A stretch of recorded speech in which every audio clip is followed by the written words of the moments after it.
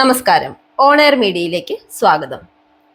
തിരുവോണാഘോഷത്തിന് ഒരുങ്ങി ഗുരുവായൂർ ക്ഷേത്രം. ഓണക്കാലത്തെ തിരക്ക് പരിഗണിച്ച് ക്ഷേത്ര ദർശന സമയം കൂട്ടാൻ ദേവസ്വം ഭരണസമിതി യോഗം തീരുമാനിച്ചു. 1 മണിക്കൂറാണ് കൂട്ടുക. ഉത്രാടം കാഴ്ചക്കുല സമർപ്പണം, ശ്രീ ഗുരുവായൂരപ്പന് ഓണപ്പുടവ സമർപ്പണം, വിശേഷാൽ കാഴ്ച ശീവേലി ഉൾപ്പെടെയുള്ള ക്ഷേത്ര ചടങ്ങുകൾക്കായി ഗുരുവായൂരിൽ ഒരുക്കങ്ങൾ അവസാന ഘട്ടത്തിലാണ്. ഓണനാളുകളിൽ ശ്രീ ഗുരുവായൂരപ്പ ദർശനത്തിനെത്തുന്ന ഭക്തരുടെ സൗകര്യാർത്ഥം സെപ്റ്റംബർ 14 മുതൽ സെപ്റ്റംബർ 22 ഞായറാഴ്ച വരെ ദർശന സമയം 1 മണിക്കൂർ കൂട്ടി. ക്ഷേത്രനട ഉച്ചയ്ക്ക് 3:30 തുറക്കും. പൊതു അവധി ദിനങ്ങളായ September 14 Uthradam, September 15 Thiruvonam, September 16 Avittam, September 17 Chathayam, September 21 Sreenarayana Guru Samadhi ദിനം, സെപ്റ്റംബർ 22 ഞായറാഴ്ച എന്നീ തീയതികളിൽ രാവിലെ 6 മുതൽ ഉച്ചതിരിഞ്ഞ് 2 വരെ VIP സ്പെഷ്യൽ ദർശന നിയന്ത്രണം ഉണ്ടാകും. തിരുവോണ നാളിൽ പതിവ് ക്ഷേത്ര ചടങ്ങുകൾക്ക് പുറമെ വിശേഷാൽ കാഴ്ച ശീവേലിയും മേളവും ഉണ്ടാകും. അന്ന് പുലർച്ചെ 4:30 ശ്രീ ഗുരുവായൂരപ്പന് ഓണപ്പുടവ സമർപ്പണം. ക്ഷേത്രം ഊരാളൻ ബ്രഹ്മശ്രീ മല്ലിശ്ശേരി പരമേശ്വരൻ നമ്പൂതിരിപ്പാട് ആദ്യം ഓണപ്പുടവ സമർപ്പിക്കും. തുടർന്ന് ദേവസ്വം ചെയർമാനും ഭരണസമിതി അംഗങ്ങളും ഓണപ്പുടവ സമർപ്പിക്കും. ഉഷപൂജ വരെ ഭഗവാന് ഓണപ്പുടവ സമർപ്പിക്കാം.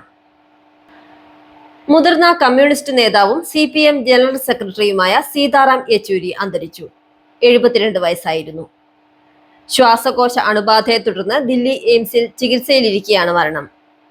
കഴിഞ്ഞ മാസം 19-നാണ് ശ്വാസതടസ്സത്തെ തുടർന്ന് അദ്ദേഹത്തെ ആശുപത്രിയിൽ പ്രവേശിപ്പിച്ചത്.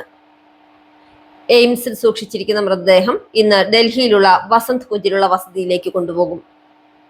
നാളെ ഡൽഹിയിലെ AKG ഭവനിൽ രാവിലെ 9 മണി മുതൽ ഉച്ചവരെ പൊതുദർശനത്തിന് വയ്ക്കും. പാർട്ടിയുടെ നേതൃത്വത്തിൽ നടക്കുന്ന അന്തിമോപചാര ചടങ്ങുകൾക്ക് ശേഷം യെച്ചൂരിയുടെ മൃതദേഹം ഡൽഹി എയിംസിലെ മെഡിക്കൽ വിദ്യാർത്ഥികളുടെ വൈദ്യശാസ്ത്ര പഠനത്തിനായി വിട്ടുനൽകും. സീതാറാം യെച്ചൂരിയുടെ നിര്യാണത്തിൽ അനുശോചിച്ച് പ്രധാനമന്ത്രി നരേന്ദ്രമോദിയും പ്രതിപക്ഷ നേതാവ് രാഹുലും.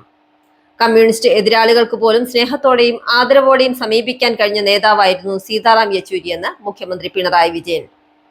ഇന്ത്യ കണ്ട പ്രമുഖ ധിഷ്ണാശാലികളിൽ ഉന്നത നിരയിൽ തന്നെയാണ് എക്കാലവും സീതാറാം യെച്ചൂരിയുടെ സ്ഥാനമെന്നും അദ്ദേഹം പറഞ്ഞു.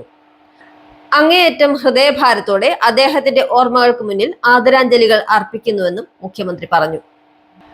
വ്യക്തതയുള്ള നിലപാടുകളുമായി പ്രത്യയശാസ്ത്രത്തിന്റെ അടിസ്ഥാന തത്വങ്ങളിൽ അടിയുറച്ചു നിൽക്കുമ്പോഴും പ്രായോഗികതയുള്ള രാഷ്ട്രീയ സമീപനമായിരുന്നു സീതാറാം യെച്ചൂരിയുടേതെന്ന് പ്രതിപക്ഷ നേതാവ് VD സതീശൻ. സൈദ്ധാന്തിക കടുംപിടുത്തങ്ങൾക്കും അപ്പുറം രാഷ്ട്രീയത്തിലെ പ്രായോഗികതയ്ക്ക് മുൻതൂക്കം നൽകിയിരുന്ന നേതാവായിരുന്നു അദ്ദേഹമെന്നും VD സതീശൻ അനുസ്മരണ സന്ദേശത്തിൽ പറഞ്ഞു. വിവിധ രാഷ്ട്രീയ പാർട്ടികളിലെ സംസ്ഥാന ദേശീയ നേതാക്കളും യെച്ചൂരിയെ അനുസ്മരിച്ചു.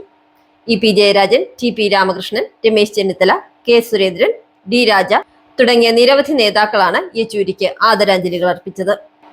സീതാറാം യെച്ചൂരി അന്തരിച്ചതിനെ തുടർന്ന് 3 ദിവസം ദുഃഖാചരണം നടത്തുമെന്ന് CPM സംസ്ഥാന സെക്രട്ടറി MV ഗോവിന്ദൻ. സംസ്ഥാനമാകെ നടത്താനിരുന്ന പൊതു പാർട്ടി പരിപാടികളെല്ലാം മാറ്റിവെച്ചതായും MV ഗോവിന്ദൻ അറിയിച്ചു. വനാതിർത്തിയിലുള്ള ചുറ്റുമതിലില്ലാത്ത തിരുവനന്തപുരം പൊന്മുടി സർക്കാർ UP സ്കൂളിലെ കുട്ടികളും അധ്യാപകരും സുരക്ഷാ ഭീഷണി നേരിടുന്നതായി സംസ്ഥാന മനുഷ്യാവകാശ കമ്മീഷൻ. കാലതാമസം കൂടാതെ ചുറ്റുമതിൽ നിർമ്മിച്ച കുട്ടികളുടെയും അധ്യാപകരുടെയും സുരക്ഷ ഉറപ്പാക്കണമെന്നും കമ്മീഷൻ ആവശ്യപ്പെട്ടു. തിരുവനന്തപുരം ജില്ലാ കളക്ടർക്കാണ് കമ്മീഷൻ നിർദ്ദേശം നൽകിയത്. ADGP അജിത് കുമാറിനെതിരെ വിജിലൻസ് അന്വേഷണത്തിന് ശുപാർശ. DGP ഷെയ്ഖ് ദർവേഷ് സാഹിബ് വിജിലൻസ് അന്വേഷണത്തിന് ശുപാർശ ചെയ്ത് ആഭ്യന്തര വകുപ്പിന് റിപ്പോർട്ട് നൽകി. അനധികൃത സമ്പാദ്യം, ആഡംബര വീട് നിർമ്മാണം ഉൾപ്പെടെ PV അൻവർ MLA ഉന്നയിച്ച പരാതികളിൽ 5 കാര്യങ്ങളിലാകും വിജിലൻസ് അന്വേഷണം.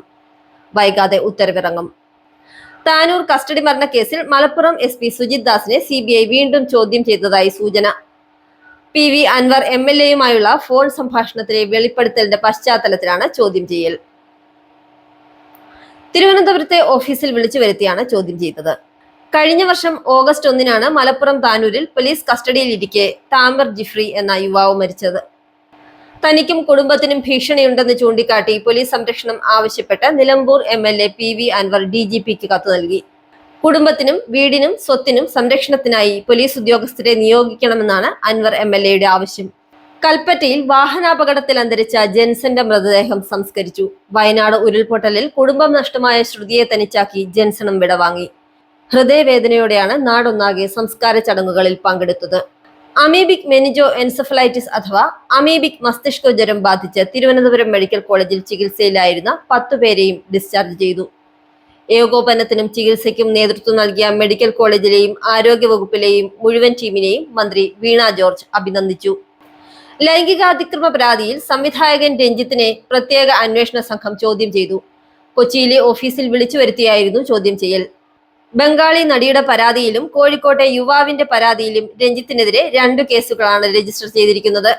ജയസൂര്യയുടെ മുൻകൂർ ജാമ്യ ഹർജിയിൽ സർക്കാരിനോട് വിശദീകരണം തേടി ഹൈക്കോടതി. ഹർജി 23-ന് വീണ്ടും പരിഗണിക്കും. പരാതിക്കാരി പീഡനം നടന്നതായി ആരോപിക്കുന്ന തീയതികളിൽ ഉൾപ്പെടെയുള്ളവയിൽ വൈരുദ്ധ്യമുണ്ടെന്ന് ജയസൂര്യ നൽകിയ ഹർജിയിൽ പറയുന്നു. കേരള സർവകലാശാല സെനറ്റ് ഹാളിലെ സംഘർഷത്തിൽ കണ്ടാലറിയാവുന്ന SFI KSU പ്രവർത്തകർക്കെതിരെ കേസ്. കേരള സർവകലാശാല രജിസ്ട്രാർ നൽകിയ പരാതിയിലാണ് 2ാമത്തെ കേസ്. കേരള സർവകലാശാല സെനറ്റ് തെരഞ്ഞെടുപ്പിനിടെ ഇന്നലെയാണ് SFI KSU പ്രവർത്തകർ തമ്മിൽ സംഘർഷമുണ്ടായത്.